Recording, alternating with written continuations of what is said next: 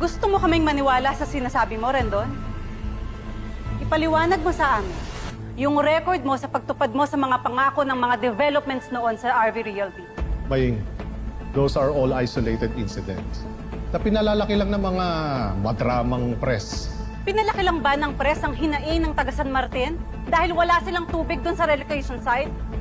At nagdadrama lang yung mga indigenous people sa Negros dahil patay ang lupang pinaglipatan mo sa kanila? Eh paano naman yung mga binaha sa barangay Bulabod sa Leyte? Ha? Ipaliwanag mo nga rin doon! Hey, tama na una yan. Sa kanya! Ano nga ang pangahawakan namin sa mga pangako mo, Rendon? Ilang taong ka nang namamayagbag sa kayamanan. Pero mabibilang sa daliri ko kung ilang beses kang dumalaw sa amin para iparamdam na anak ka pa rin ng Sitio Liwanag. Siraulo ka, pare, ah! Isupa kami siya, ah! Oo, tama yan! Tama! Tama na nga! Maying! Hindi na ninula!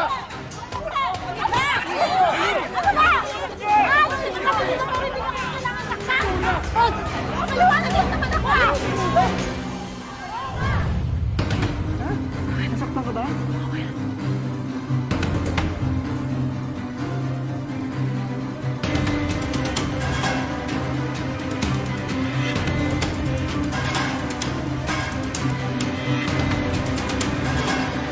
Himahana, I can assure you na sa puso ni Rendon ang Sitio Liwanag.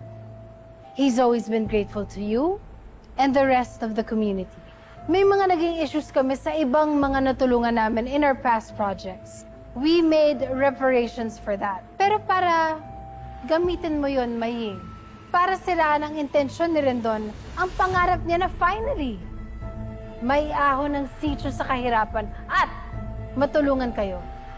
Ako, ang una mong makakalaban. Huwag mo nga akong dinadaan sa speech mo. Kilala ko yung asawa mo at kilala ko ang kumpanya ninyo. At kilala ka namin, Maying. Gusto mong sirain si Rendon dahil galit ka pa rin sa kanya for making the choices he made.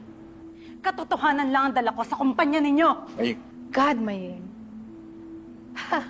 You know what your problem is? You're a woman stuck in the past. Sa sobrang sama ng loob mo sa asawa ko, pati kinabukasan ng mga tao sa sitio, gusto mong idamay? You're nothing but a selfish, bitter woman. Maying! Maying, tama na. Halika na. Halika tayo.